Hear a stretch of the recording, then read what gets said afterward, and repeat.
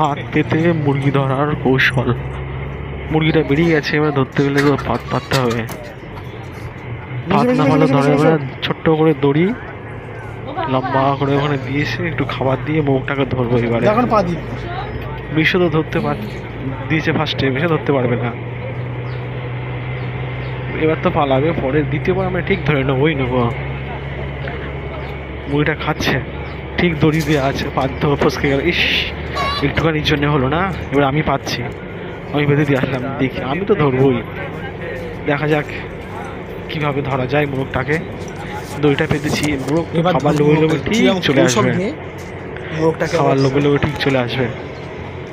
মুরগি ফার্স্ট এসছে, আমাদের উদ্দেশ্য মুরগিটা ধরা না, মোরগটা ধরা। তাই মোরগ না যাওয়া পর্যন্ত দড়িটা টান দেবো না। মোরগটা এইদিকে আছে, এই দিক থেকে ওদিকে যাবে, খাবার দেখে দৌড়াবে। ওই তো দৌড়েছে।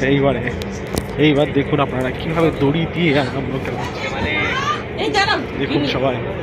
এবার খাচ্ছে, খেতে খেতে ঠিক ধরে নেবো।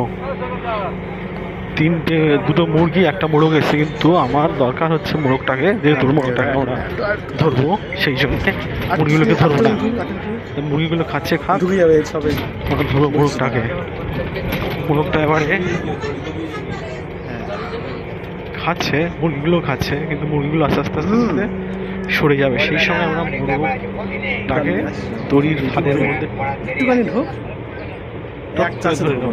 এইবার মোরগটা আটটু আসুক, বাইরে আছে ফাঁদের, ভেতরে ঢুকিয়ে ধরে নেবো। এইবার পড়েছে, এই পড়ে ধরে ধরা হয়ে গেছে। ধরতে গেলে খুব কষ্ট ধরতে হয়েছে। দুবারে ধরলাম কি, দুবারে হাতে রেখে দিয়েছিলাম, হয়ে গেছে। নিয়ে আয়, দুটোকে দড়ি সাহায্য করে ধরলাম। ভাইয়ের হাতে একটা দুটোকে আমি কি করলাম, হাত দিয়ে ধরে দিশি মোরগ তো, খুব চালাক।